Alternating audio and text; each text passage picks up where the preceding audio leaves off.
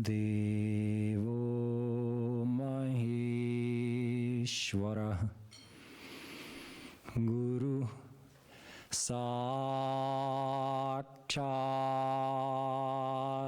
Parabrahma Tasmai Shri Gurave Namaha. Aho Chitramaho Chitram Vande Tat Prema Bandhanam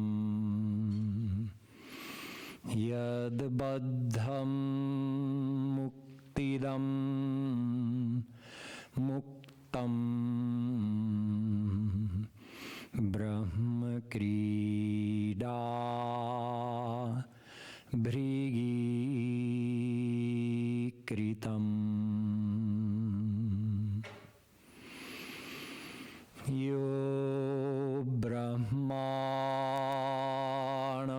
Vidadhati Purvam Yo Vai Vedanscha Prahinoti Tasmai Tagvangha Devamatma Buddhi Prakasham Mumukchurvai Sharanamaham Prapadye.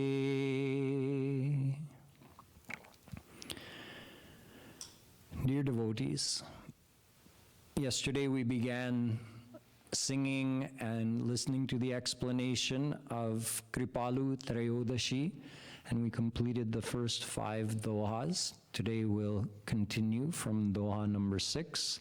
So let us do a little bit of Radha Govinda chanting, and after that I'll begin explaining today's dohas. Radhe Radhe Govinda Govinda Radhe Radhe Radhe Govinda Govinda Radhe Radhe Radhe Govinda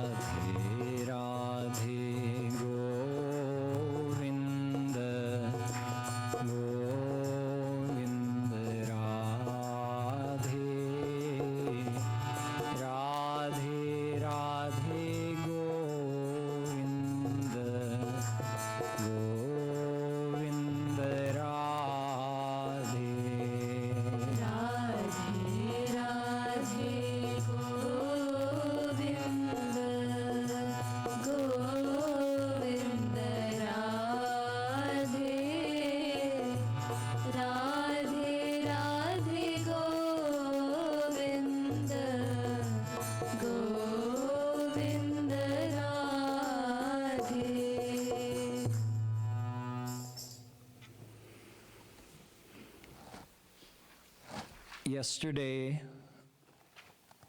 in the 5 dohas that we looked over, we learned that there are 3 eternal tattva, Brahma, Jeev, Maya. God, the souls, and the cosmic power are all eternal, which means they never began and they will never cease to exist. They have always been here and always will. Out of those 3, God is supreme because souls and Maya depend upon God. Therefore, they are called his Shakti. Soul is the Shakti or power of Shri Krishna. Therefore, it is also called his Ansh. So, although literally Ansh means a fraction of, that doesn't mean we're a direct fraction of Shri Krishna himself, but rather we are a fraction of his soul power, a fraction of his Jeev Shakti. This Jeev Shakti is called Tatastha Shakti. It's in between. Maya Shakti, it is also God's power because it can't function without God. Just like souls are Chetan, because God gives us that life, God gives us that consciousness. So we fully depend upon him. Now, although Maya is Jada, but it is still God's power and completely depends upon him. Without God, Maya couldn't do anything. We're the same way. Without God, we couldn't do anything. However, just like God activates Maya, but Maya has its own inherent characteristics of good and bad. God doesn't give Maya its characteristics. Whatever it is, it is. All the good and all the bad, it's inherent eternally as Maya's inborn qualities. So although God is in one way the ruler of Maya and controlling Maya, but whatever Maya is, it just is. God activates it and it unfolds into the form of the universe. Similarly, he gives us the power to exist and the power to think and act, but he doesn't control our actions. So both souls and Maya are dependent upon God, therefore we're called his powers.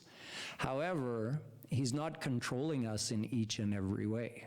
Souls have free will, and Maya has its own inherent qualities that manifest in all the different features and qualities of this world.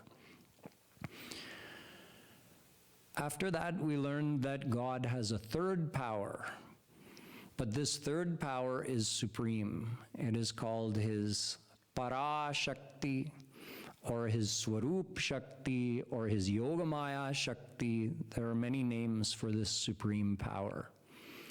This is the power that gives life to the entire divine phenomenon. It is this Swarup Shakti that gives life to Maya. It is through this Swarup Shakti that souls can become God realized. Souls, however, whereas God is all-knowing and all-blissful, souls are ignorant and the opposite of blissful. And the reason is that we are under the bondage of Maya. Although we are directly related to God because he is Chetan and we're Chetan, whereas Maya is Jada. However, since we are turned away from God, as we have been since eternity, Maya keeps us under bondage. We're turned towards Maya and away from God. Therefore, the effect of Maya is eternally upon us. If we turn towards God, the effect of Maya would be eliminated forever. And I also explained that since we are Anuchit, whereas God is Vibhuchit, God is unlimited in every way, and we are infinitesimal. So if we are away from God, turned away from God, then the darkness of Maya overpowers us, even though we are Chaitan and Maya is Jada. However, when we turn towards God, then with God's grace, the effect of Maya is finished, and we become Swarup Shakti Yukt. Although after God realization, we are still a part of that soul power, but instead of being affiliated with Maya, now we're affiliated with God's personal power. That personal power is his internal power. Maya is his external power, and the souls are the neutral power or marginal power. So all of this we studied yesterday.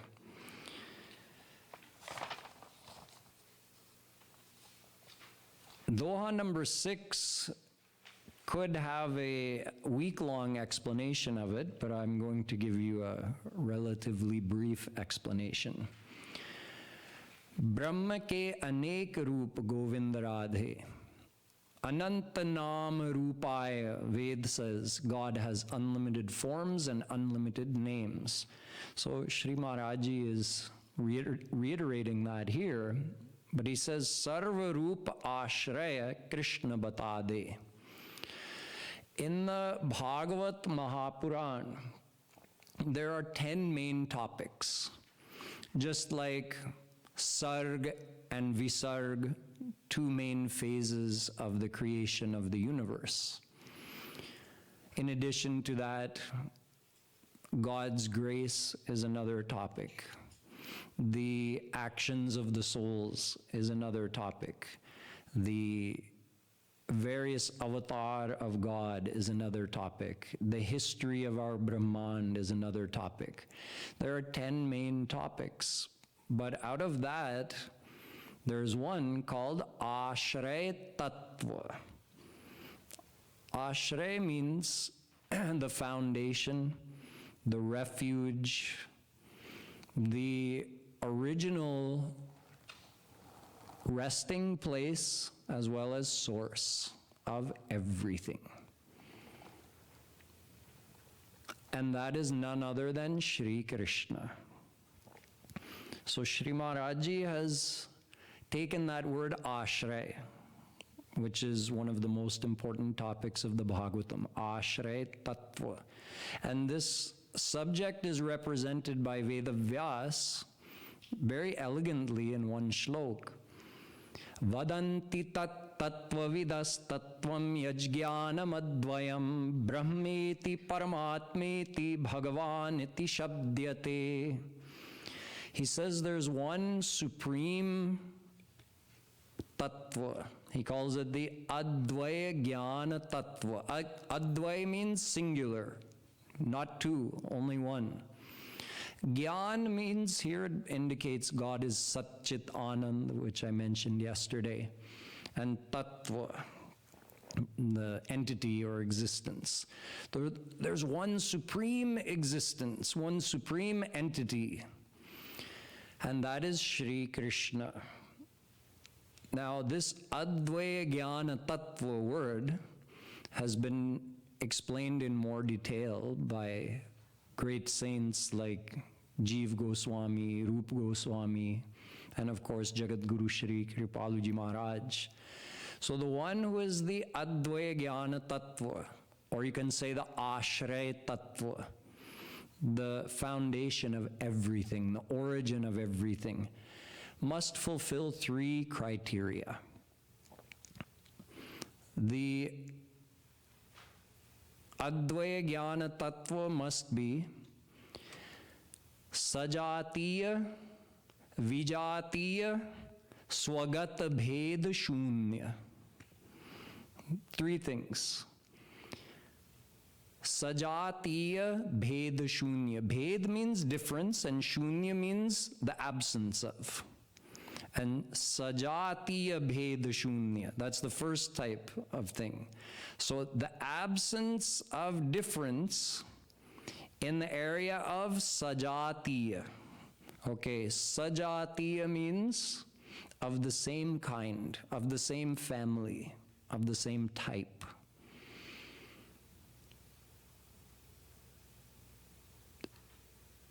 What is the same as Shri Krishna?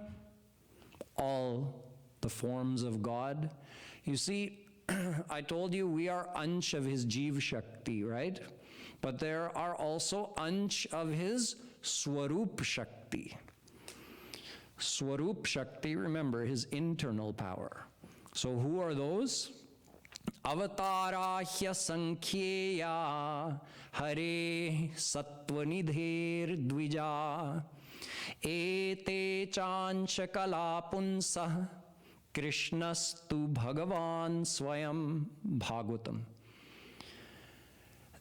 Shri Krishna is like the original lake, and out of that lake emerge uncountable different little rivulets. These are like the different avatar, uncountable different avatar, and Shri Krishna is the source of all of them. So they are all God, but he is God himself. Bhagavatam uses the word Swayam Bhagwan. All the forms of God, Vishnu, Shiva, Durga, Narsingh, Vaman, Ganesh, all the forms of God, they're all Bhagwan. But Shri Krishna is Swayam Bhagwan. He himself is all of those forms. And in those forms, he's revealing only a part of his potential power. As Shri Krishna, he reveals himself in full. That's why he's called Purnatam Purushottam Brahm. He's nobody's ansh, he is nobody's avatar, he is the anshi. Everybody else is his ansh. He is not the descension of anyone. He is the one who descends in all the other forms. So he is the avatari. Everybody else is his avatar. He is the anshi, and all the forms of God are his ansh. But they are ansh of Swarup Shakti, his internal power. So there's no difference between those forms of God and Krishna. It is none other than Shri Krishna appearing in those other forms. So, with respect to all those swanch, swanch means his own self manifested in those other forms where he's revealing an ansh of himself. All those swanch are his sajatiya. Jati, you know, means a kind, a family. Sajatiya. They're the same kind, and it is bheda shunya. There's a complete absence of any difference between Krishna and all those forms because they are none other than him. Although externally, there's a difference. Just like you wouldn't chew on a mango leaf, but you would chew on the fruit of the mango tree, you can't expect Mahavishnu to play tag with you, but you can play tag with Krishna. Krishna reveals that sweet, loving aspect of his personality. Mahavishnu is serious. But on the inside, they're the same, just like the leaf of the mango and the fruit of the mango are identical on the level of the DNA. Similarly, internally, Vishnu, Krishna, all the forms of God, they're identical, they're one and the same internally. But externally, they manifest different qualities. So Shri Krishna has bheda shunya with all those forms because they are none other than him. Now there's one other entity that is in this sajatiya class. That's us, the souls.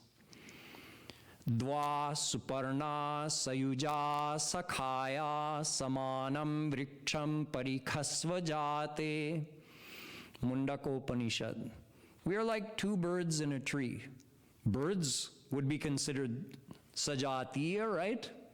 Two birds, yeah, they're the same.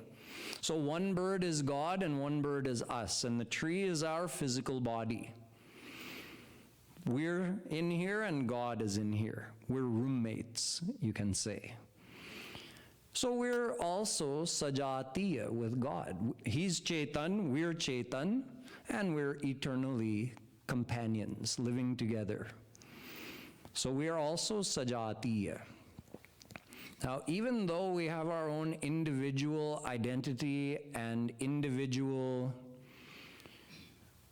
free will, individual personality, yet, is there any physical separation between us and Shri Krishna? No, he pervades us. Every part of us, he's there inside our body, inside our soul. So, where's the difference between us and him? Where's the distance? And we couldn't exist without him. So we are fully dependent upon him. Therefore, this also counts as bheda shunya. So Shri Krishna is sajatiya bheda shunya, because all the forms of God are none other than him, and all the souls are also pervaded by him and depend upon him 100%. So that's sajatiya bheda shunya. What about vijatiya? There's only one thing left that could be vijatiya. Vijatiya means the opposite. You belong to different families. You're of different types. That's Maya, of course. Maya is the exact opposite of God, exact opposite of Krishna. Krishna is Chaitan, Maya is Jada. Krishna is the very form of bliss. Maya is the opposite of that. There's no bliss in Maya, no true happiness. So Maya is the exact opposite of Shri Krishna, therefore it is vijatiya, and yet it is still bhed shunya, because Maya, also being an abstract energy, can't do anything on its own. It can't even exist on its own. It can't exist outside of Shri Krishna. It needs to exist on the base of Shri Krishna and to be pervaded by Shri Krishna. Therefore, Maya is also, being completely dependent upon him, bheda shunya. So we have sajatiya bheda shunya, the forms of God and the souls, and vijatiya bheda shunya with Maya. The third is swagat bheda shunya. Swagat, personal, individual, in one's own self. What does that mean? That means Krishna has no duality of body and soul. His soul is his body. This is different than us. Even after God realization, our soul, which is Ansh of Jeev Shakti, will get a body which is made of Swarup Shakti. There's still duality. But Krishna himself is his body. His body is his soul. His soul is his body. There's no duality. That's swagat bheda shunya. Plus, because of this, his whole entire body can perform all the functions of all the different parts. He doesn't have to see from his eyes. He can see from his back if he needs to. He doesn't have to think from his brain. He can think from his elbow if he wants to. All the parts of his body do perform all the functions. This is swagata bheda shunya. So who is sajatiya bheda shunya and vijatiya bheda shunya and swagat bheda shunya? Only Shri Krishna. So he is the ashraya tattva. He is the advaya jnana tattva. He is the source of everything.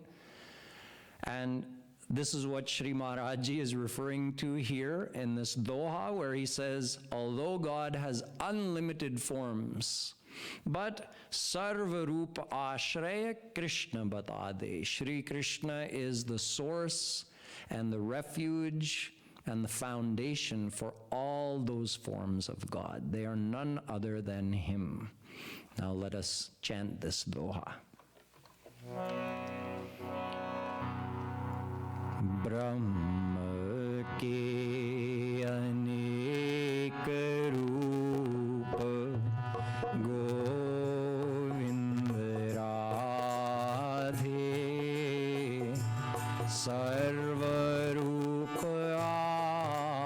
ashraya Krishna bata de.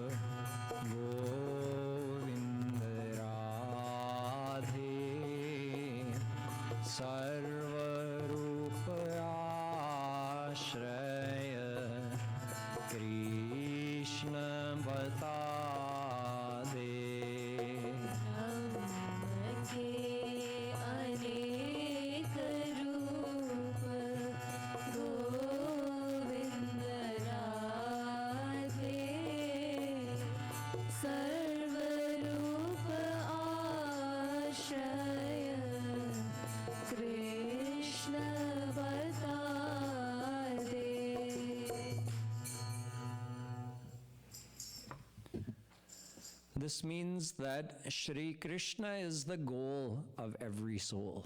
Very simple. Of all the goals that are possible, the ultimate goal is to attain Shri Krishna, because all the forms of God are included in his personality. So by attaining Shri Krishna, we attain everything. Once you attain Shri Krishna, there is nothing left to attain. The next doha refers to this aim of our life. Shri Krishna prapti sehi Govind Radhe. Only by attaining Shri Krishna, jiva ko divya sukh prapta ho bata de. Only by attaining Shri Krishna can the soul attain perfect happiness, divine happiness, divya sukh. This is summarized in a mantra that has been repeated many, many times by Shri Maharaj. Raso vai sah rasagvam hyevayam labdva nandi bhavati. The exact same meaning as this. Taittiriya Upanishad. God is bliss, and only by attaining him can the soul become perfectly blissful forever.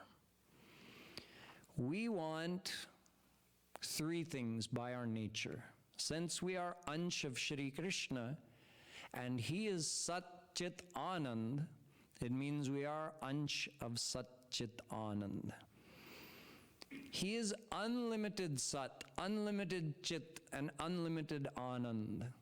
And we are Anu Sat, Anu Chit, Anu Anand. Sat meaning life, Chit meaning knowledge, and Anand meaning happiness. So he has unlimited life, unlimited knowledge, and unlimited happiness.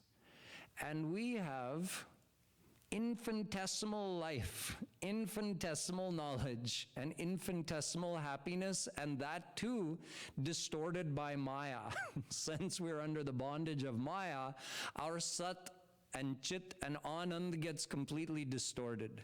Sat, we have to keep dying and being reborn over and over again, when really what we want is to live forever. We want perfect life. Our chit is completely distorted by Maya. Instead of having perfect divine knowledge, we are confused. We don't even know who we are.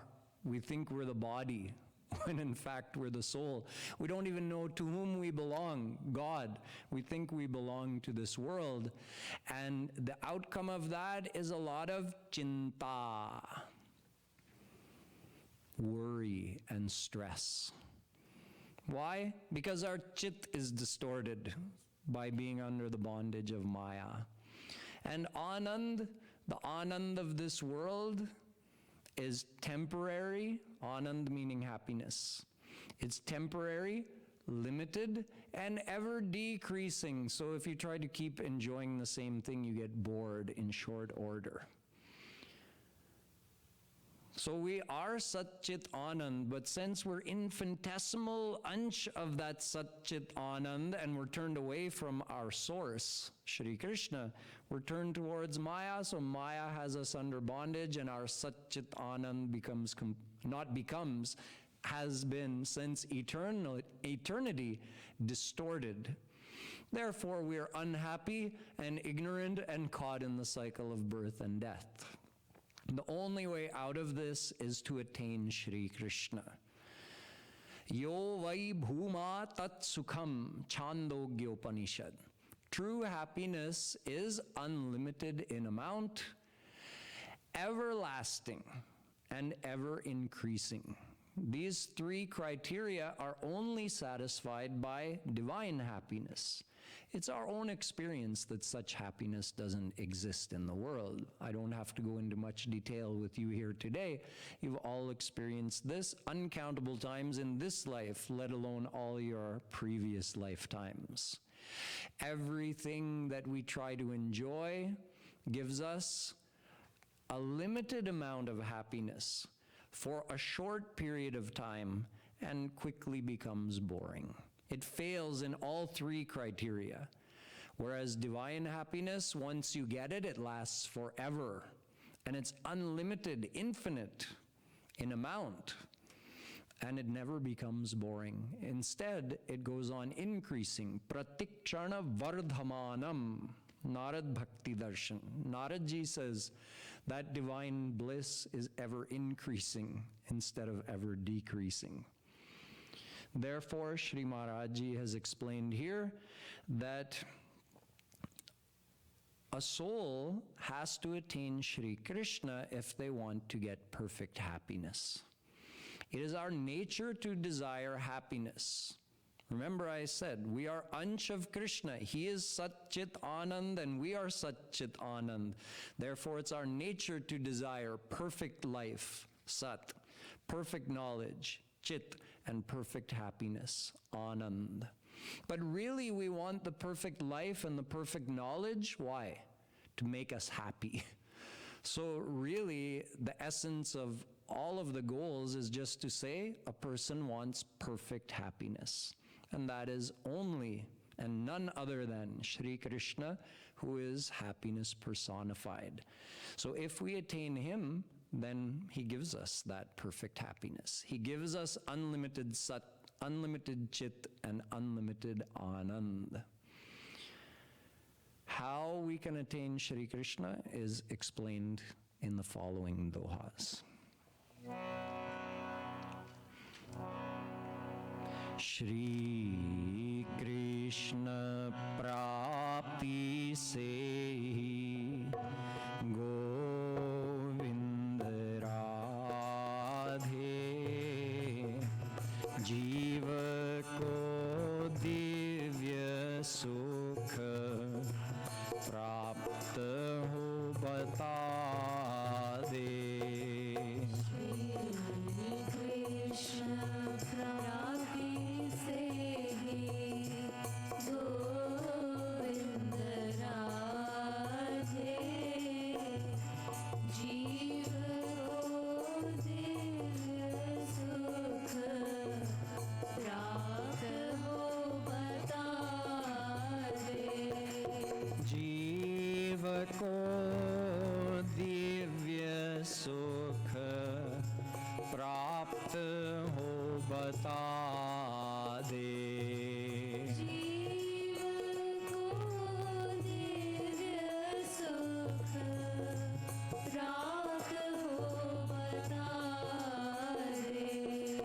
जीव को दिव्य सुख प्राप्त हो बता दे। जीव को दिव्य सुख प्राप्त हो बता दे। श्री कृष्ण प्राप्ति से ही गोविंद राधे जीव को दिव्य सुख प्राप्त हो बता दे। श्री कृष्ण प्राप्ति से ही गोविंद राधे जीव को दिव्य सुख प्राप्त हो बता दे।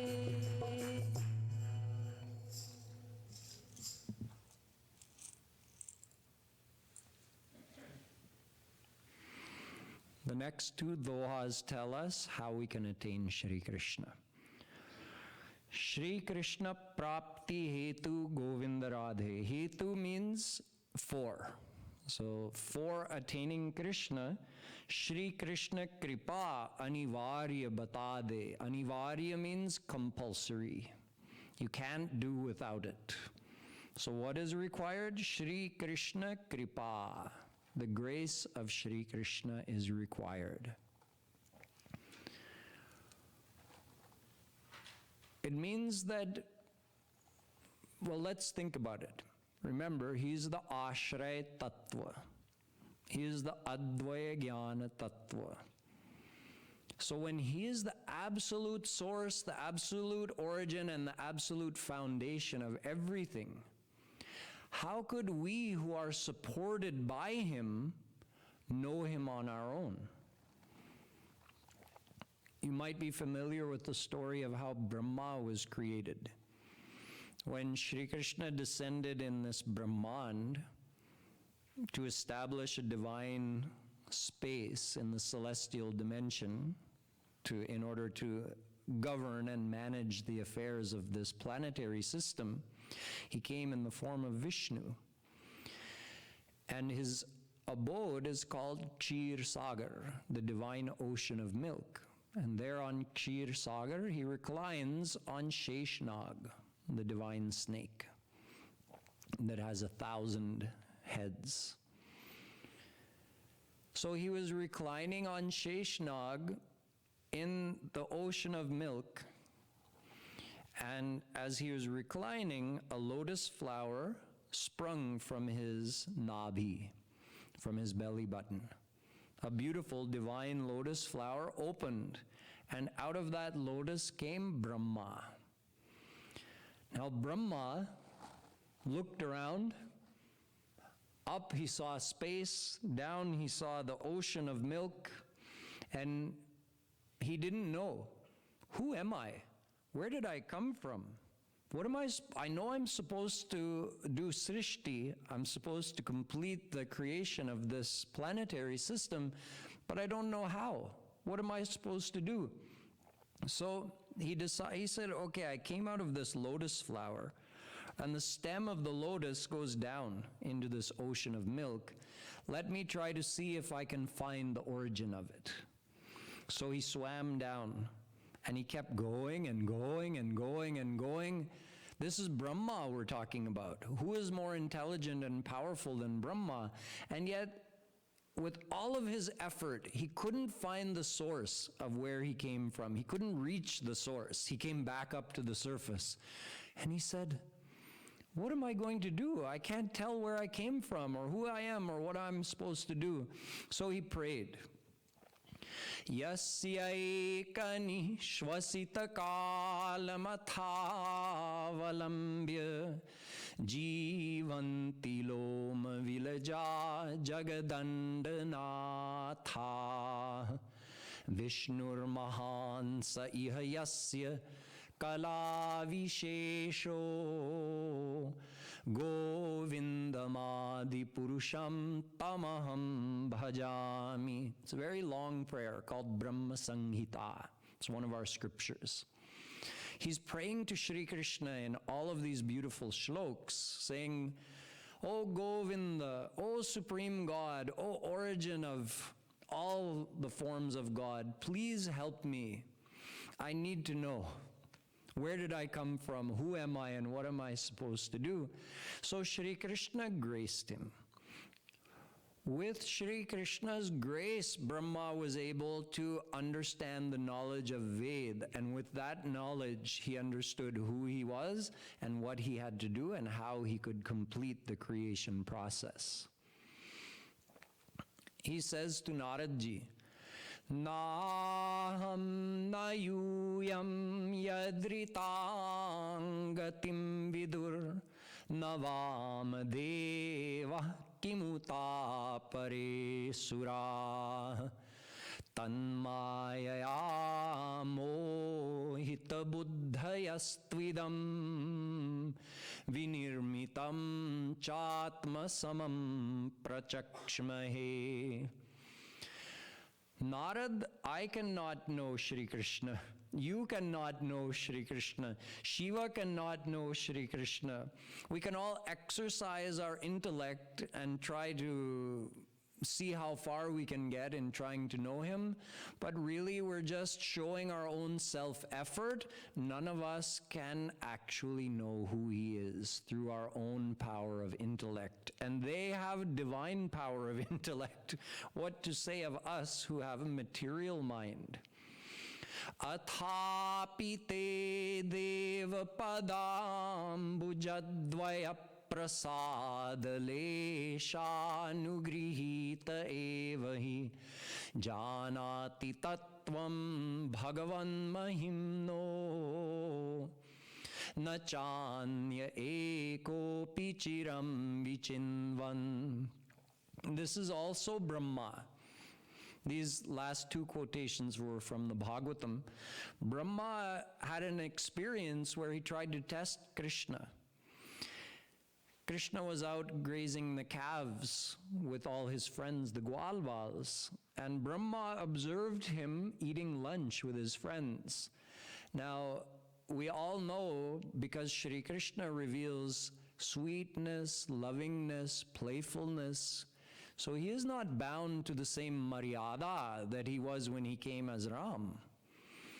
Now, Brahma got very amazed seeing the way Krishna was sitting around with his friends, and during lunch they were joking around, playing around, sharing food with each other, acting like village boys would act, having fun, playing together, and sharing the food that their mothers had packed for them. And Krishna was going to the point of he'd see something tasty that his friend is eating and he'd grab it out of his mouth and eat it.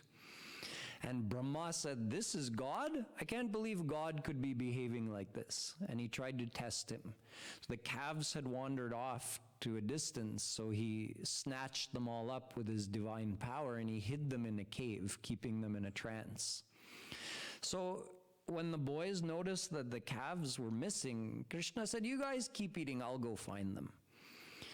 So Krishna wandered off, and no matter where he went, he couldn't find them. So then he came back to tell his friends that he couldn't find them, but by then Brahma had snatched up all of his friends and, keeping them in a trance, put them in the same cave with the calves. So Shri Krishna just thought for 1 second, what's going on here? Oh yes, Brahma is trying to test me. So Shri Krishna, knowing this, he quickly went to Brahma's abode, because Brahma had come down here, and then, having played this trick on Krishna, he was thinking, I'm feeling hungry, let me go back to my abode for lunch, and then I'll come back and check on how confused this little Kanha is getting. So Krishna beat him back to his abode. He got there first. And Krishna took the form of Brahma and sat on Brahma's throne and told all of his attendants, there's an imposter Brahma who's about to show up and you arrest him. So when Brahma showed up, he got arrested by his own servants, or they tried to arrest him, and Brahma just ran out of there, back down to earth. But when he returned, he saw that, wait a second, because Krishna now played a trick on him. Krishna took the form of all the Gwalbals and all the calves, and he exactly imitated their each and every characteristic physically and their mannerisms of how they talk and how they walk, everything exactly. So Brahma came and he saw, wait a second, I thought I hid these in the cave. He went and checked and they were there in the cave. So he said, wait, what's going on? He came back here and no, they're sitting here. Krishna's eating lunch with the Gwalbals like they were before, and the calves are grazing. He got so confused, he just felt like he was getting dizzy. And then it came to him, oh, I tried to test Krishna. And he's playing a trick on me to teach me a lesson. So then he surrendered to Krishna. And Krishna graced him, and when he received Krishna's grace, then he saw, oh, all these Gwalbals are actually Krishna, and all these calves are actually Krishna. So that's when he said that verse, Athapite. Oh, it is only with your grace, prasadalesham, only with just a tiny drop of your grace is required for someone to be able to know you. So his grace is required. No amount of self-effort can result in attaining or knowing God. No amount of meditation, no amount of good action, no amount of anything, because all of our actions are limited and they are performed with our material mind and body. So we can't qualify to know Krishna through our own effort. However, if he graces us, Nayam atma pravachanena labhyo na medhaya na bahuna shrutena yame vaisha vrinute tena labhyastasyaisha atma vivrinute tanugvam swam. Kathopanishad. When he accepts us, then we can know him. He can't be known through listening to lectures about him or reading books about him or debating scriptural philosophy or by doing technical meditations.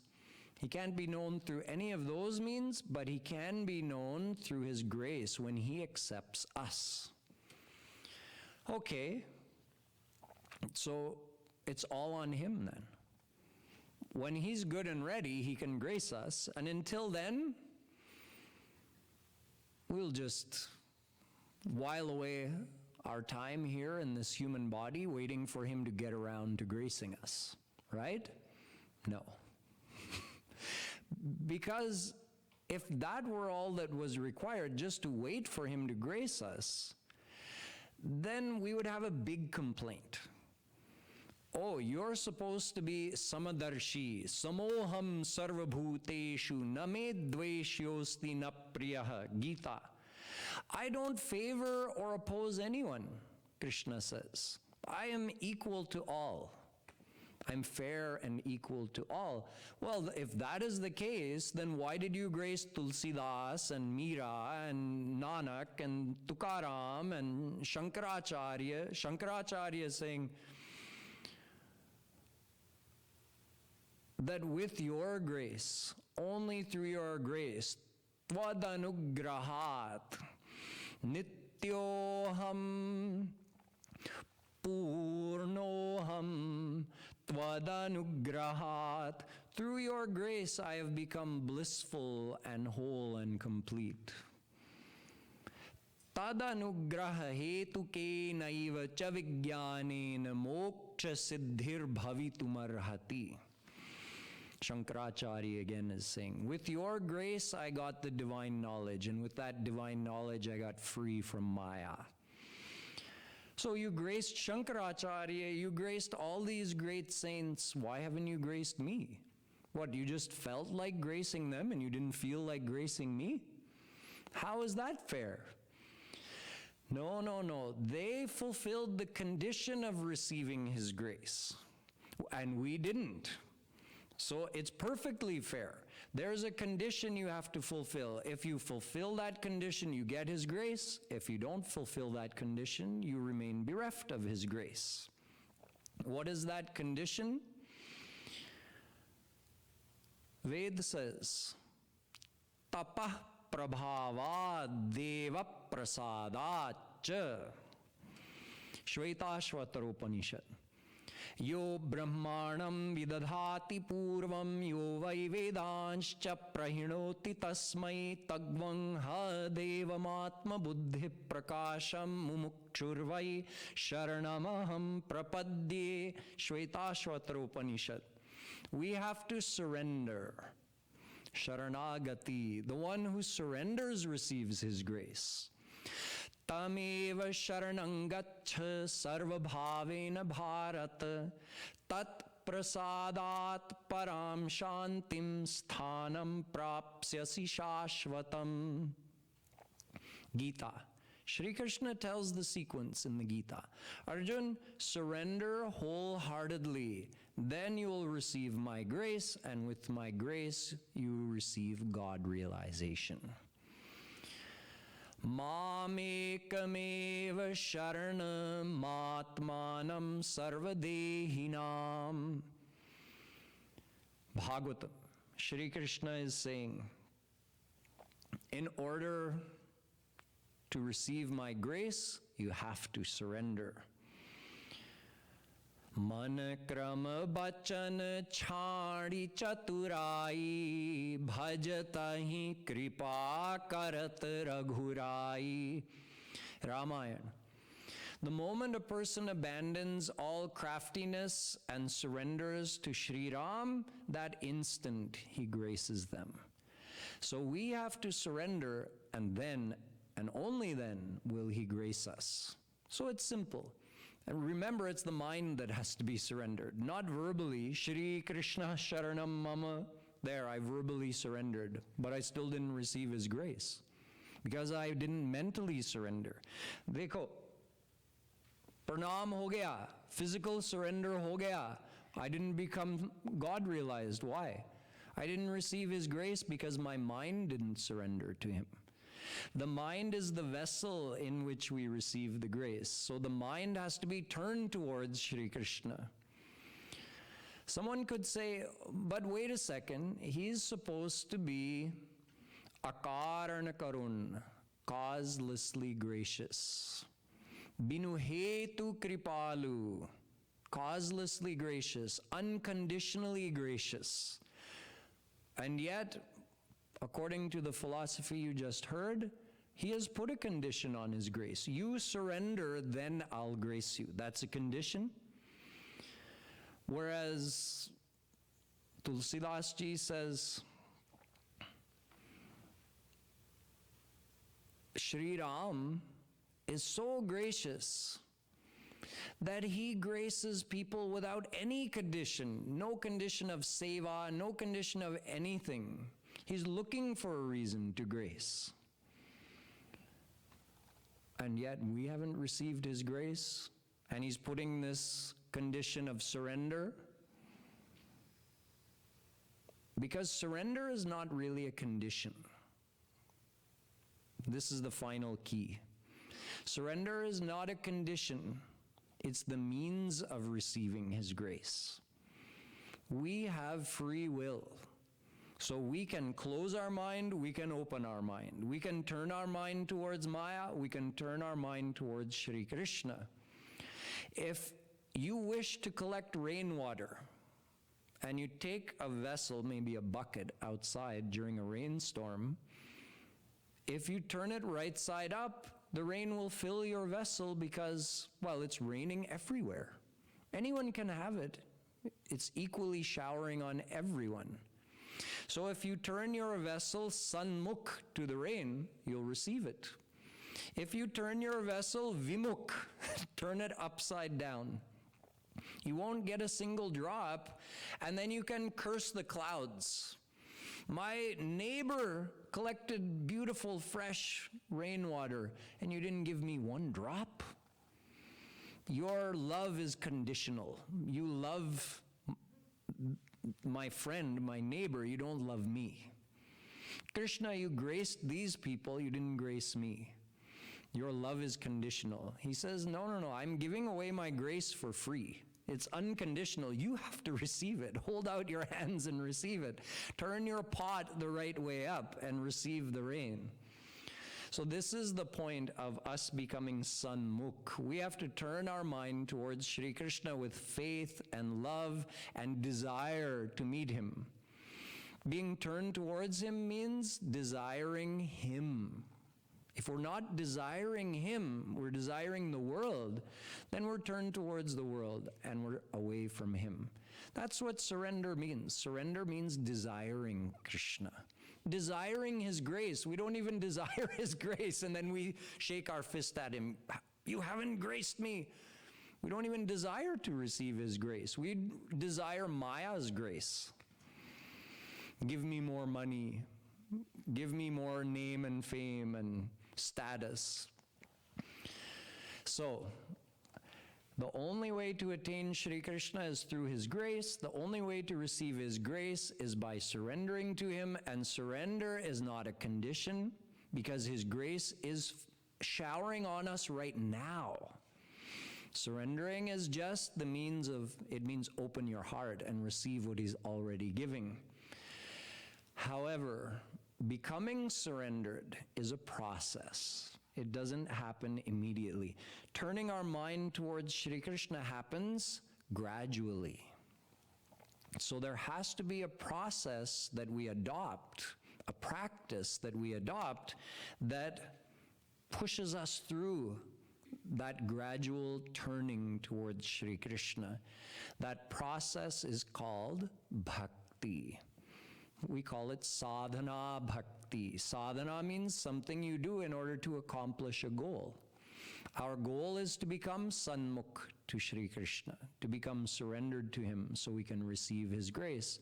And the process that we have to adopt is called bhakti or sadhana bhakti.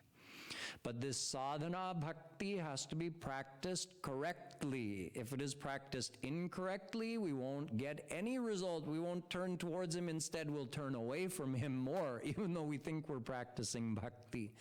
So in the next doha, which we're saving for tomorrow, doha number 10, Shri Maharajji tells us the rules of sadhana bhakti that must be followed so that we enjoy success, so that by practicing bhakti we actually are turning towards Shri Krishna. But we'll save that for tomorrow morning's lecture. Now we'll finish by chanting these last two dohas.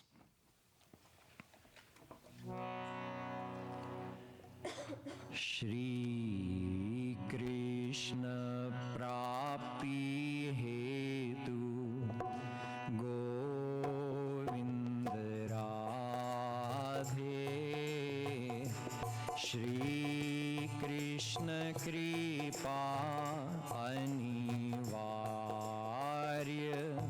Bata De Krishna Prapti Hetu Govind Radhe Shri Krishna Kripa Anivarya Bata De Shri Krishna Kripa Anivarya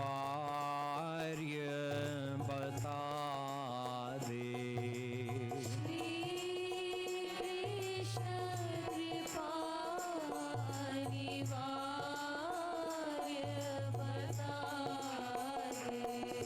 Shri Krishna Kripa Anivarya Bata De Shri Krishna Kripa Anivarya Bata De Shri Krishna Kripa Hetu Shri Krishna Kripa Hetu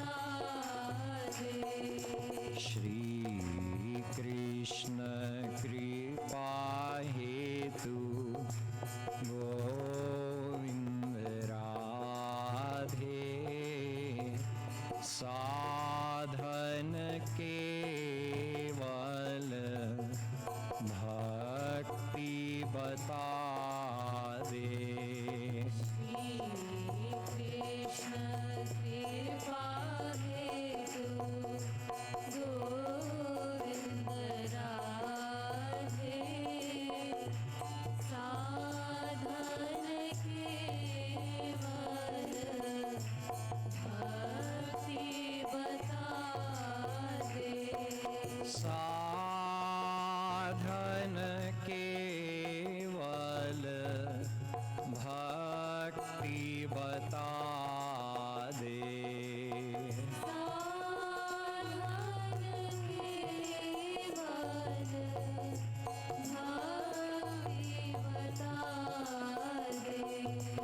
साधन केवल भक्ति बता दे। साधन केवल भक्ति बता दे। राधे राधे गोविंद गोविंद राधे राधे राधे गोविंद गोविंद राधे राधे राधे गोविंद गोविंद राधे राधे राधे गोविंद गोविंद